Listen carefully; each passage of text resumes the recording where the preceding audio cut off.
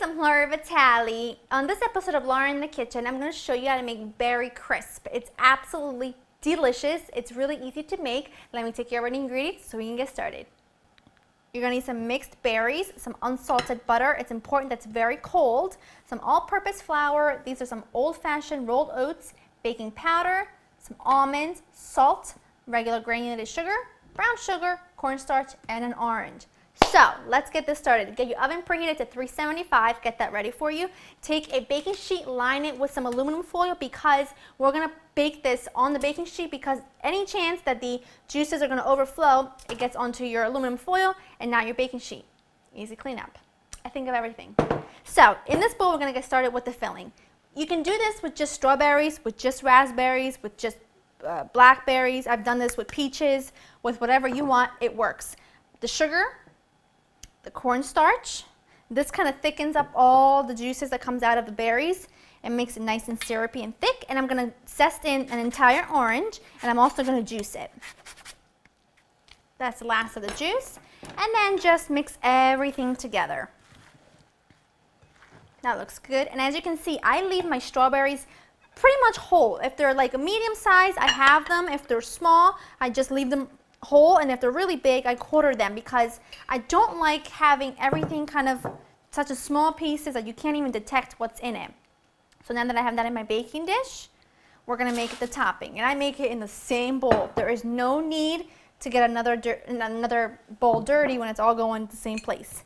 So I'm going to put in my sugar, pretty much all my ingredients. This is a really easy recipe. Just going to give these a head start and get them mixed up. Put in your butter, and I'm going to use, this is a pastry blender, a pastry cutter. They're called differently anywhere you buy them. And this just breaks up the butter into small pieces. You can also just use a fork and do exactly the same thing.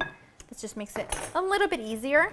And I'm just going to mix this until the butter is distributed through the dry ingredients and it gets like in small pieces. It's like the size of peas. So just mix it all the way through. That looks good. I just switched to my hands because it's faster. I mean, God gave us hands for a reason.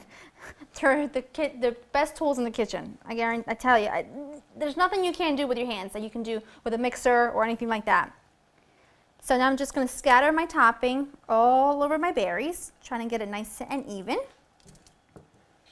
That looks great. Now this is going to go into your preheated oven at 375 for about 40 to 45 minutes or until the top is golden brown and crispy and the bottom is all bubbly, and I'll show you what that looks like when it's there. My crisp was in the oven for about 45 minutes and it is absolutely perfect. The crust is just, the top is all crusty and delicious and the berries are all bubbling, and this is why I put aluminum foil because you see it's spilled over the side. Doesn't stick to your baking sheet. I mean, how brilliant is that? Now, I do want to say that before you cut into it, give it a few minutes just to sit and relax a little bit because this is kind of bubbling sugar and you will burn yourself severely if you don't give it a minute. So I'm not going to cut into it right now because I just pulled this baby out of the oven. I'm going to eat that almond though. Now, serve this with some vanilla ice cream and you have got one of the most amazing, delicious desserts ever.